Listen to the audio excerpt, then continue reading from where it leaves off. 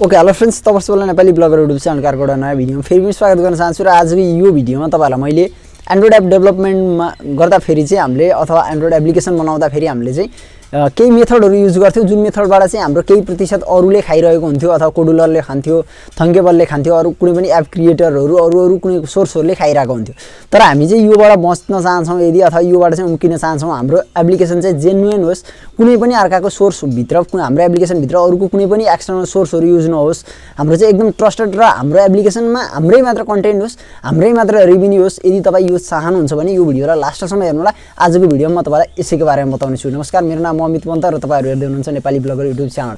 र म तपाईहरुलाई चाहिँ मेन आजको पोइन्टमा भन्न खोजेको कुरो के हो भन्दा फेरि तपाईहरुले चाहिँ एप्लिकेसन बनाउनुहुन्छ र प्ले स्टोरमा हाल्नुहुन्छ, तर पछि अपडेट गर्ने बेलामा यदि सपोज कोडुलरले कुनै रुल्स एन्ड रेगुलेसनमा चेन्ज गर्दियो अथवा एपीआई लेभलहरु अपग्रेड गरिदिएन भने हामीलाई लास्टमा गएर समस्या हुन्छ। हाम्रो एप्लिकेसन हट्न सक्छ, कन्सोल अकाउन्ट सस्पेन्ड हुन सक्छ, हाम्रो अर्निङ रेभिन्यू रोकिन सक्छ धेरै डाउनलोड भइसकेपछि पनि। सो त्यस्तो अवस्थामा चाहिँ हामी के गर्न सकिन्छ भन्दा फेरि योबाट बच्नको लागि अहिले नै हामीले यदि चाहिँ जेन्युइन वेबाट अथवा भनौं भने जुन एन्ड्रोइड स्टुडियो हुन्छ अथवा फ्लटर हुन्छ यस्तोबाट हामीले एप्लिकेसनलाई क्रिएट गर्छौं भने यो एप्लिकेसन चाहिँ गुगलको जुनसुकै पोलिसीसँग पनि मिट गर्छ, किनकि यो गुगलकै प्रोडक्ट भएर गुगलले आफ्नो यो पोलिसीमा अपग्रेड गराएपछि मात्र चाहिँ यसको अगाडिका प्रोसेसहरुलाई लिएर जान्छ। मतलब हामीलाई सजिलो हुन्छ, जुनै पनि अपडेट आए पनि हामीलाई कुनै पनि असर गर्दैन, हाम्रो एप्लिकेसन अपडेट गराउन सकिन्छ।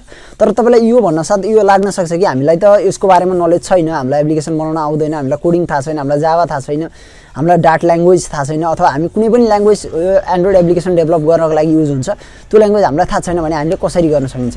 सो यसको लागि चाहिँ तपाईलाई मैले एउटा मेथड छ, यो मेथड फ्री भने अवश्य पनि छैन, यति कुरा पहिले म तपाईलाई भन्न चाहन्छु।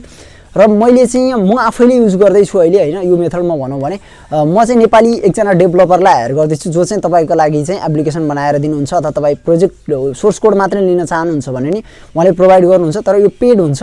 तर तपाईले अरु जुन हाम्रो अरु सोर्सबाट बाइ गर्छौं त्यो भन्दा निकै सस्तो पनि हुन्छ यो। र तपाई जस्तो एजुकेसन रिलेटेडहरु हुन सक्छ अथवा तपाईको पीडीएफ भ्युअरहरु हुन सक्छ, यस्तो टाइपमा तपाईको एडलाई इम्प्लिमेन्ट गराएको फेसबुक एड पनि हुन सक्छ तपाईले, अथवा एडमोबको एडलाई पनि युज गर्न सक्नुहुन्छ तपाईको इच्छा अनुसार। तपाईको यो इच्छा अनुसार तपाई जुन गराउन चाहनुहुन्छ त्यो गराएर तपाई एप्लिकेसन क्रिएट गरेर तपाईलाई दिने चाहिँ क्रिएटर हुनुहुन्छ। सजिलो कोडिङ, एकदम सजिलो कोडिङ नाम छ उहाँको, युट्युबमा पनि छ, फेसबुकमा पनि छ। र मैले उहाँसित कुरा गरेको छु, उहाँले मलाई हेल्प पनि गर्दै हुनुहुन्छ यतिबेला। सो मैले पनि उहाँले गरेको कामको लागि एउटा प्रशंसा स्वरूप यो भिडियो मात्रै बनाएको छु मैले। सो तपाईले चाहिँ यदि कुनै पनि एप्लिकेसन उहाँको थ्रुबाट क्रिएट गराउन चाहनुहुन्छ भने गराउन सक्नुहुन्छ। मैले चाहिँ तपाईलाई डिस्क्रिप्सनमा फेसबुकको लिंक पनि दिएको छु उहाँको, र तपाईलाई उहाँको मैले फोन नम्बर पनि फेसबुक जुन फोन नम्बर हुन्छ त्यो चाहिँ डिस्क्रिप्सनमा राखिदिएको छु। सो डिस्क्रिप्सनमा जानु, उहाँको फोन नम्बर फेसबुक पेजको लिंक पाउनुहुन्छ, उहाँलाई गएर कन्ट्याक्ट गर्नु। एकदम जेन्युइन रूपमा तपाईलाई एप्लिकेसन बनाएर दिनुहुन्छ। उहाँ एउटा सफ्टवेयर इन्जिनियर, कम्प्युटर इन्जिनियर पनि हुनुहुन्छ।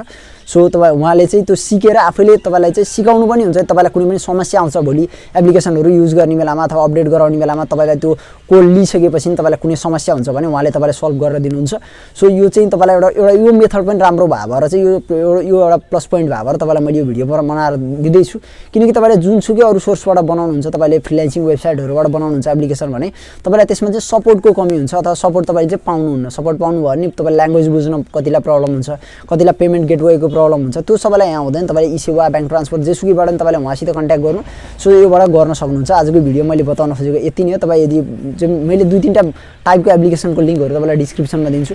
सो त्यो भन्दा पनि राम्रा एप्लिकेसनहरु जुन हाम्रो मैले बनाएको एप्लिकेसन हो त्यो भन्दा पनि एकदम प्रोफेसनल टाइपको एप्लिकेसनहरु तपाईले उहाँको सहायताले बनाउन सक्नुहुन्छ। सो क्रिएट गर्न सक्नुहुन्छ, प्ले स्टोरमा हाल्नु, तपाईको एड लगाएर रेभिन्यू जेनेरेट गर्न सक्नुहुन्छ। र एप्लिकेसनबाट तपाईलाई थाहा छँदैछ एकचोटी चल्यो भने एप्लिकेसन धेरै नै राम्रो रेभिन्यू जेनेरेट गरेर दिन्छ। सो यो तपाई यदि इच्छा छ, तपाईलाई यो रिलेटेड इन्ट्रेस्ट छ भने उहाँसित कन्ट्याक्ट गर्न सक्नुहुन्छ।